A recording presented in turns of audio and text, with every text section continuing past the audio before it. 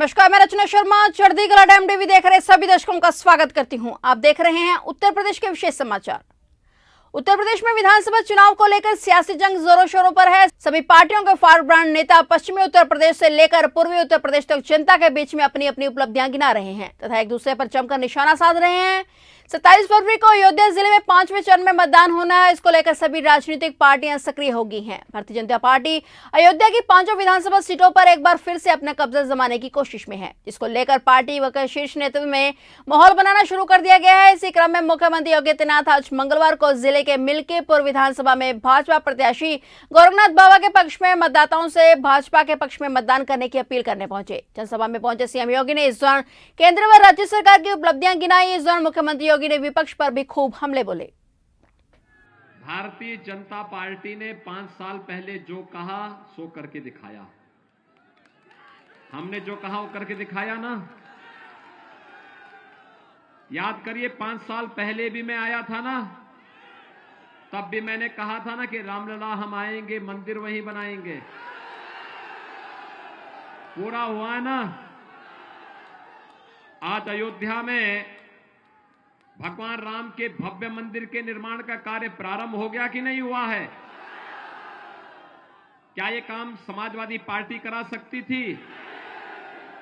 क्या ये काम बहुजन समाजवादी पार्टी करा सकती थी? क्या ये काम कांग्रेस करा पाती थी? भाइयों बहनों, कांग्रेस ने अयोध्या में राम जन्मभूमि पर ताला लगा दिया था।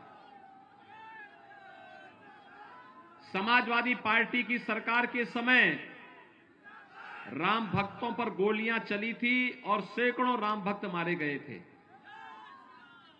और बहुजन समाजवादी पार्टी क्या बोलती थी अयोध्या के बारे में, ये किसी से नहीं छुपा हुआ है।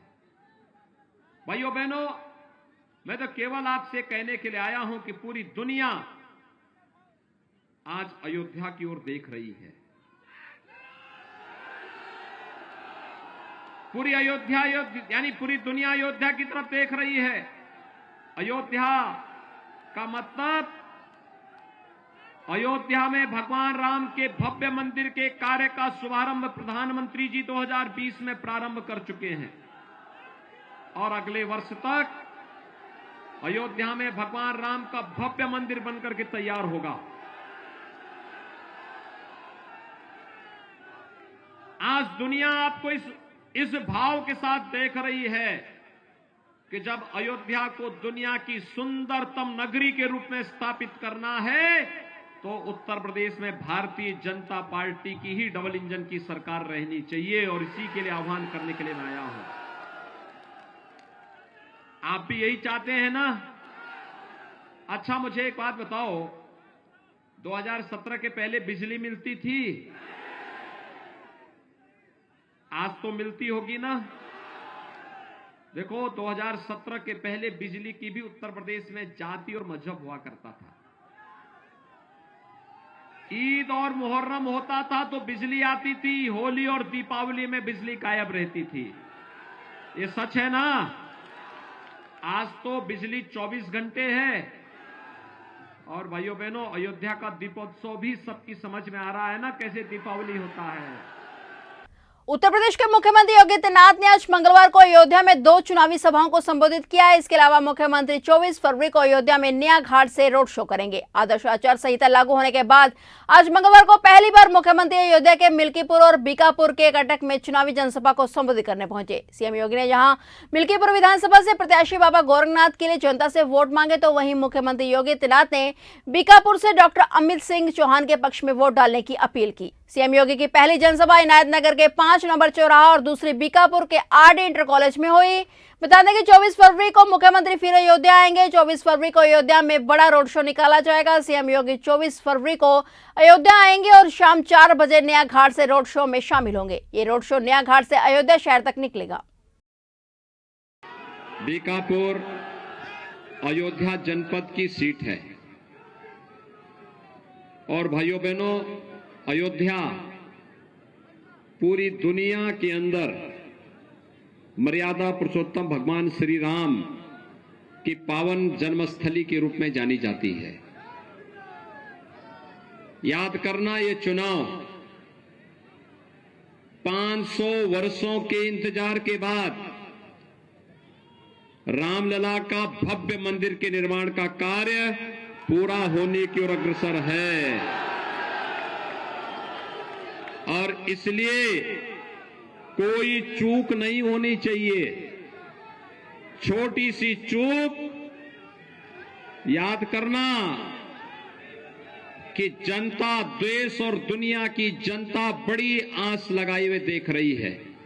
और इसलिए भाइयों बहनों, मैं आप सबसे अपील करने के लिए आया हूं कि अयोध्या की 5 सीटों पर भारतीय जनता पार्टी का परचम लहराए। और उसके लिए आवश्यक है कि बीकापुर से डॉक्टर अमित सिंह चौहान को विधायक बनाकर के आप सब भेजें। सहमत हैं? भाइयों बहनों, मैं आपसे जानना चाहता हूं, अयोध्या में भगवान राम के भव्य मंदिर के निर्माण का जो काम प्रारंभ हुआ है, क्या ये काम कांग्रेस कर पाती? क्या ये काम मायावती जी, बहुजन समाजवादी पार्टी कर पाती? और क्या ये काम बबुआ कर पाते? जो लोग राम भक्तों पर गोली चलाते थे, क्या वे राम मंदिर का निर्माण करते? जो लोग अयोध्या में राम मंदिर पर ताला मरवाते थे, क्या वे राम मंदिर का निर्माण करवाते? कौन राम मंदिर का निर्माण किया है? भारतीय जनता पार्टी की डबल इंजन की सरकार, प्रधानमंत्री मोदी जी के मार्गदर्शन में जो कहा वो करके दिखा दिया। अब तो कोई संदेह नहीं है ना, अयोध्या में राम मंदिर के निर्माण में कोई संदेह? और केवल मंदिर का निर्माण ही नहीं हो रहा है, अब तो अयोध्या दुनिया की सुंदरतम नगरी के रूप में स्थापित हो रहा है। पूरी अयोध्या को इसका लाभ होगा, पूरे अयोध्या जनपद को नाम होगा। हमने इसीलिए नामकरण भी अयोध्या कर दिया है। पहले लोग किस नाम से जानते थे? पहले लोग फैजाबाद के नाम से जानते थे। दुनिया हमें अयोध्या के नाम से जानती थी और हम अपना परिचय फैजाबाद के नाम से जानते देते थे। लेकिन हमने कहा नहीं नहीं, इस जनपद का नाम तो भगवान राम के साथ जुड़ना चाहिए और नामकरण भी हमने अयोध्या कर दिया। अयोध्या नामकरण हो गया ना। मुझे एक बात बताइए, 2017 के पहले प्रदेश में एक महोत्सव होता था और सफाई महोत्सव था। ठीक है, आप सही बोल रहे हैं, सफाई महोत्सव था। आयोजकों को स्वयं नहीं पता होता था कि यह आयोजन क्या है। उसमें न राग था, न रंग था, न भाव थी, न भाषा थी। और भाइयों बहनों, उन लोगों की स्वयं की समझ में नहीं आता था ये क्या हो रहा है। लेकिन आज जब महोत्सव की बात होती है तो अयोध्या के दीपोत्सव की बात जरूर होती है। होती है ना, हर घर में दीप जलता है ना, राम जी की पेड़ी दीपों से जगमगाती है ना, हमारी अयोध्या दीपों से जगमगाती है ना। और गरीबों के घर से आने वाली मिट्टी से जब दीपक बनता है तो उसकी भी आय बढ़ती है और अयोध्या दुनिया के अंदर चमकती है। घर क्या, यानी गरीब का घर भी रोशन होता है और पूरी अयोध्या की रोशनी से पूरी दुनिया अपने आप को जोड़ती है। उत्तर प्रदेश में विधानसभा चुनाव के चौथे चरण का मतदान 23 फरवरी को होना है। चौथे चरण के लिए चुनावी शोर थम गया है, लेकिन अब 5वें चरण के लिए सियासी दलों के बड़े नेताओं की ताबड़तोड़ रैलियां जारी हैं। इसी कड़ी में प्रधानमंत्री नरेंद्र मोदी का आज बहराइच दौरा हुआ है। पीएम मोदी बहराइच प्यागपुर पहुंचे और जनसभा को संबोधित किया। पीएम मोदी की रैली को देखते हुए प्रशासन ने सुरक्षा व्यवस्था के कड़े इंतजाम किए। पीएम की रैली में सीएम योगी भी मौजूद रहे। पीएम मोदी ने रैली में जहां भाजपा सरकार की उपलब्धियां गिनाई, वहां सपा पार्टी पर भी जमकर हमले बोले। उत्तर प्रदेश में चौथे चरण के तहत 23 फरवरी को यानी कल मतदान होना है। इसके लिए सोमवार शाम से चुनाव प्रचार थम गया। उत्तर प्रदेश में चौथे चरण के विधानसभा चुनावों में 9 जिलों की 59 विधानसभा सीटों के लिए वोट डाले जाएंगे। इसमें रोहिलखंड से तराई बेल्ट और अवध क्षेत्र के 624 कैंडिडेट मैदान में हैं। कल लखनऊ, उन्नाव, सीतापुर, हरदोई, रायबरेली, फतेहपुर, बांदा, पीलीभीत और लखीमपुर में मतदान होगा। 23 फरवरी को उत्तर प्रदेश विधानसभा चुनाव के चौथे चरण की 59 सीटों के लिए मतदान होना है। इस चरण में 9 जिलों में मतदान होगा। कल पोलिंग पार्टियां अपने मतदान केंद्रों के लिए रवाना होंगी और इसके लिए पूरी व्यवस्था कर ली गई है। चौथे चरण में जिन प्रमुख उम्मीदवारों की प्रतिष्ठा दांव पर है उनमें प्रदेश के कानून मंत्री ब्रजेश पाठक लखनऊ कैंट, मंत्री आशुतोष टंडन, पूर्व मंत्री सपा प्रत्याशी अभिषेक मिश्रा सरोजनी नगर, उत्तर प्रदेश विधानसभा के पूर्व उपाध्यक्ष नितिन अग्रवाल हरदोई से शामिल हैं। इसके अलावा नेहरू गांधी परिवार का गढ़ माने जाने वाले रायबरेली में भी कल चौथे चरण में मतदान होगा। यह कांग्रेस छोड़कर भाजपा में शामिल हुई अदिति सिंह एक बार फिर मैदान में है। मतदान सुबह 7 बजे से शुरू होकर शाम 6 बजे तक चलेगा। संगम नगरी प्रयागराज में आज सियासत का सुपर मंगलवार है। प्रयागराज में आज बीजेपी के चाणक्य कहे जाने वाले केंद्रीय गृह मंत्री अमित शाह ने 3 जनसभाएं की और एक बड़ा रोड शो कर रहे हैं। अपने कार्यक्रम के जरिए गृह मंत्री अमित शाह आज सियासी तौर पर विपक्ष को घेरने में जुटे रहे। रोड शो से पहले केंद्रीय गृह मंत्री अमित शाह ने शहर के प्रीतम नगर इलाके के दुर्गा पूजा पार्क में यूपी के कैबिनेट मंत्री सिद्धार्थनाथ सिंह के समर्थन में जनसभा की।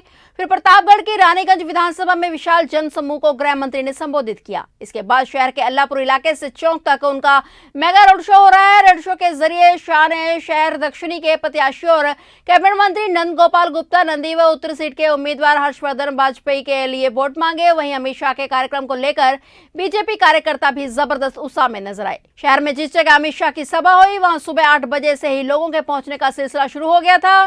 गृह मंत्री अमित शाह आज रोड शो कर रहे हैं। यह कुल 4 किलोमीटर लंबा रोड शो होगा। आप मुझे बताओ, 3 चरण का चुनाव समाप्त हो गया है, हो गया ना? परिणाम जानना है क्या होने वाला है यूपी में? अरे पीछे बोलो, जानना है क्या? मैं बता दूं क्या? पक्का जानना है? यहां सपा बसपा कांग्रेस का सुपड़ा साफ हो गया है।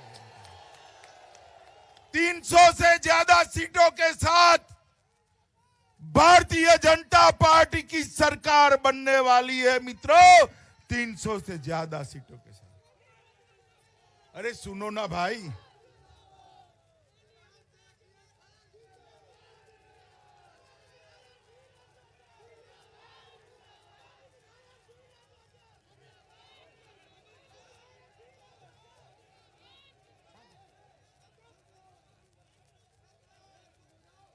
हो गया। अब मैं बोलूं, आप बोलेंगे क्या? पक्का नहीं बोलेंगे? चलिए मित्रों, 300 सीटें को साथ भारतीय जनता पार्टी की सरकार बनने वाली है।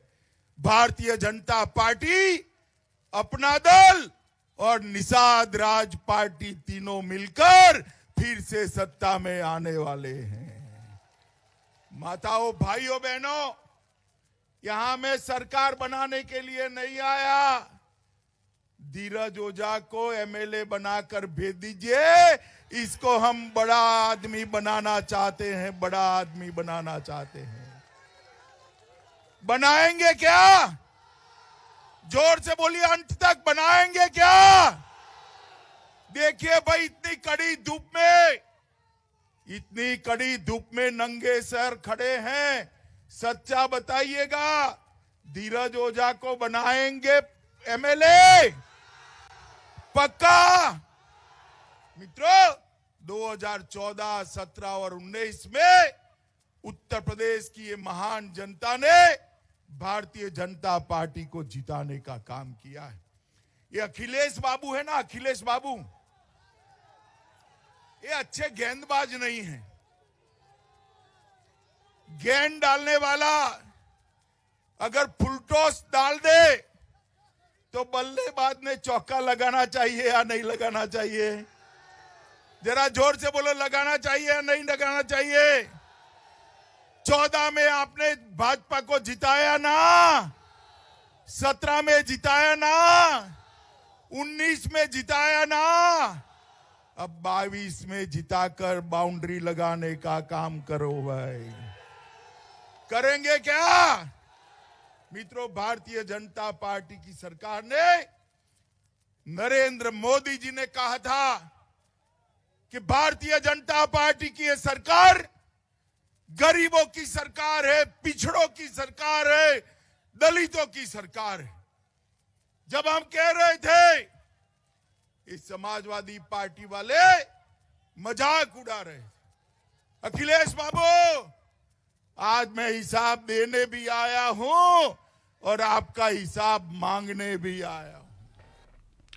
गाजीपुर के जखनिया विधानसभा सीट से सपा प्रत्याशी वेदीराम पर सर्वर गैंग के सरगना होने का आरोप लग चुका है और एसटीएफ पेपर लीक मामले में 2014 में वेदीराम को गिरफ्तार भी कर चुकी है। हालांकि वेदीराम दावा कर रहे हैं कि पेपर लीक मामले में वो सीबीआई समेत अन्य सभी न्यायालयों से बरी हो चुके हैं और गाजीपुर में वेदीराम को लेकर चर्चा तेज हो गई है, क्योंकि जहां वेदीराम जौनपुर से आकर यहां चुनाव लड़ रहे हैं, वहीं ओम प्रकाश राजभर के सिंबल पर चुनाव लड़ने की वजह से भी चर्चा में है। 2014 में रेलवे भर्ती पेपर लीक मामले में एसटीएफ ने वेदीराम को गिरफ्तार किया था, तब वेदीराम चर्चा में आए थे और उसके बाद पेपर लीक के कई मामलों में वेदीराम का नाम सामने आया। जब आज वहां पर जखनिया में चुनाव प्रचार के दौरान वेदीराम से सलवर गैंग में शामिल होने की बात की गई तो उनका कहना था कि आरोप तो किसी पर भी लग सकते हैं, पर उसे साबित करके दिखाएं।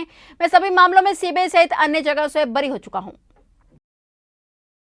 इसी के बगल में 372 विधानसभा किराकत पड़ता है और जखनिया विधानसभा का नंबर है 373। 72 और 73 सीरियल से है, यानी बॉर्डर पर के हैं। बॉर्डर, दोनों का बॉर्डर एक है। मैं बाहर से कैसे हो गया? ऐसा तो नहीं कि हमारी जो है ये विधानसभा वो विधानसभा टच नहीं करती है। मैं यही का रहने वाला हूँ और भले थोड़ा दूर का हूँ, और जिसके अंदर सेवा भावना होगी वो चाहे दूर का रहे, वो सेवा भावना करेगा, और जिसके अंदर सेवा भावना, विकास की भावना नहीं रहेगी और नज़दीक भी रहते हुए कुछ नहीं करेगा। इस समय हम देखिए, आरोप तो सब पर लगते रहते हैं, कोई दोष सिद्ध नहीं हुआ है। और दोष, मैं इस मुकदमे में, कई मुकदमे में सीबीआई है और भी केस हैं, सब में मैं बरी हो चुका हूँ। आरोप तो किसी पर भी लगाया जा सकता है और मैं इसमें बरी हो चुका हूँ, बाई इज्जत बरी हुआ हूँ। सिद्धार्थनगर जिले के डुमरियागंज से भाजपा प्रत्याशी राघवेंद्र प्रताप सिंह पर लगातार आचार संहिता की धज्जियां उड़ाने के आरोप लग रहे हैं। भाजपा प्रत्याशी राघवेंद्र प्रताप सिंह अपनी हरकतों से बाज नहीं आ रहे हैं। उन्होंने अपने चुनाव प्रचार में भाषण के दौरान अपशब्दों का प्रयोग किया। भाजपा प्रत्याशी राघवेंद्र प्रताप सिंह कभी अल्पसंख्यक समुदाय तो कभी बहुसंख्यक समुदाय के लोगों को निशाना बनाते नजर आए। डुमरियागंज के हिंदू समाज को बुरा भला कहने का वीडियो वायरल हो रहा है। बता दें कि इसी तरह की बयानबाजी पर कुछ दिन पूर्व भिवानीगंज थाने में चुनाव आयोग के निर्देश पर एफआईआर दर्ज हो चुकी है। तो ई जान ले, यह गांव के जौन हिंदू अगर दूसरे तरफ जात बा तो ई जान लो ओकरे अंदर मियाँ के खून दौड़त बा।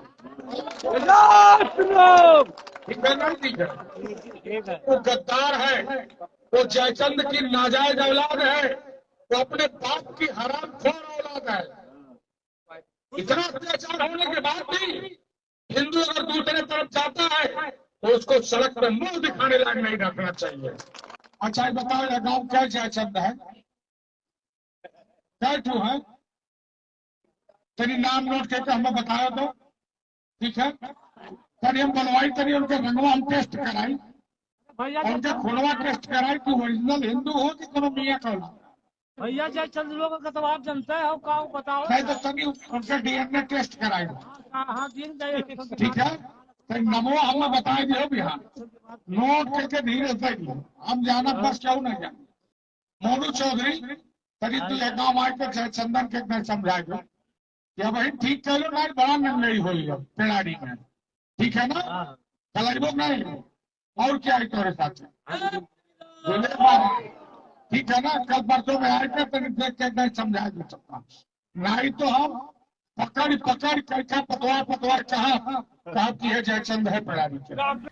उत्तर प्रदेश के 5वें विधानसभा चुनाव के लिए कांग्रेस ने चुनाव प्रचार तेज कर दिया है। बाराबंकी जिले में 27 फरवरी को मतदान होना है और इससे पहले कांग्रेस ने अपने स्टार प्रचारकों को चुनाव प्रचार में उतार दिया है। बाराबंकी जनपद के जैतपुर विधानसभा में राजस्थान के पूर्व डिप्टी सीएम और स्टार प्रचारक सचिन पायलट ने एक बड़ी जनसभा को संबोधित किया। इस जैतपुर विधानसभा सीट से कांग्रेस के दिग्गज नेता पीएल पुनिया के बेटे तनुज पुनिया पार्टी प्रत्याशी है। सचिन पायलट ने जनसभा को संबोधित करते हुए विपक्षी दलों पर जमकर निशाना साधा, साथ ही जिले के पार्टी प्रत्याशियों के पक्ष में लोगों से वोट करने की अपील की। प्रदेश के अंदर बदलाव होना तय है। कांग्रेस पार्टी का परफॉर्मेंस बहुत बेहतर होने वाला है। आज जहां हम हैं जैतपुर में, यहाँ पे तनुज पुनिया चुनाव जीतते के जाएंगे। और मुझे लगता है कि उत्तर प्रदेश में जिस प्रकार का शासन रहा 5 साल, लोग समझ गए हैं कि भ्रष्टाचार हो, महंगाई हो, बेरोजगारी हो, सब पर नियंत्रण ये सरकार नहीं बना पाई है और बदलाव होगा। बाकी जो राज्य हैं, चाहे उत्तराखंड है, पंजाब है, सब जगह कांग्रेस पार्टी की सरकार बनने जा रही है और यहाँ पर भी पिछले 32 सालों में सब सरकार लोग देख चुके हैं, सपा की, बसपा की, भाजपा की, और कांग्रेस को एक मौका देना चाहते हैं। हमारे नौजवान प्रत्याशी हैं और मुझे लग रहा है कि यहाँ पर सब जाति धर्म के लोग मिलकर कांग्रेस पार्टी को जिताकर भेजेंगे। और लेकिन जो संवाद हो रहा है, जिस प्रकार की भाषा का प्रयोग किया जा रहा है, जो बड़े बड़े पदों पर लोग बैठे हैं, मैं समझता हूँ वो मर्यादा के अनुकूल नहीं है। बड़े पदों पर बैठे लोगों को बहुत जिम्मेदारी से अपने शब्दों का चयन करना चाहिए, मुद्दों पे बात करनी चाहिए, ध्यान भटकाने के बजाय, लोगों को जज्बातों को भड़काने के बजाय अपनी परफॉर्मेंस पर वोट मांगे तो शायद बेहतर रहेगा। लेकिन उत्तर प्रदेश में ऐसा हो नहीं रहा, क्योंकि दिखाने को है नहीं कुछ 5 साल में। जो भी शिलान्यास किया, उद्घाटन किया, वो चुनाव से ठीक पहले किया और अब सिर्फ वादे कर रहे हैं, इश्तिहार और अखबार में आ रहे हैं, लेकिन धरातल पर स्थिति भाजपा के बिल्कुल विपरीत में है और जनता यहाँ से सरकार को ये जो 3 फेज हुए हैं, क्या मान रहे हैं इसमें, क्या परफॉर्मेंस रहेगा? नहीं, मुझे लग रहा है कि यहाँ कांग्रेस का जो परिणाम 10 मार्च को आएगा बहुत बेहतर होगा। हम लोगों ने एक बेहतर ब्लूप्रिंट तैयार किया है किसानों के लिए, नौजवानों के लिए, महिलाओं के लिए, और जनता उस विकल्प को पसंद कर रही है। योगी जी की सरकार की नींव को जो कमज़ोर करने का काम किसी ने किया है तो प्रियंका जी ने किया है, कांग्रेस ने किया है। 3 सालों में हाथरस, उन्नाव, लखीमपुर, जहाँ जहाँ भी अत्याचार हुआ, उत्पीड़न हुआ, वो सबसे पहले वहाँ पहुँची। 18,000 कांग्रेस के लोग जेलों में गए हैं। सपा बसपा नरादर रही 5 साल तक, हमें दोनों दल के नेता कहीं दिखे नहीं। इसलिए 10 मार्च को कितना लाभ कांग्रेस को मिलेगा सरकार के जाने का, समय बताएगा। लेकिन हमारा परफॉर्मेंस पहले से बहुत बेहतर रहेगा। लेकिन बीजेपी कहाँ से सफाई साफ है, ये बात समझ। क्या भूमिका होगी कांग्रेस की अगले चुनाव के बाद यूपी में? परिणाम आने दीजिए, लेकिन हम लोग चुनाव लड़ रहे हैं पहली बार 400 सीटों पे 30 सालों में, और 400 जगह हम लड़ रहे हैं चुनाव जीतने के लिए, अपने दम पर लड़ रहे हैं और जनता हमको खूब आशीर्वाद दे रही है। फिलहाल उत्तर प्रदेश के विशेष समाचारों में इतना ही। तब तक के लिए देखते रहिए चढ़ती कला टाइम टीवी और मुझे दीजिए इजाजत। धन्यवाद।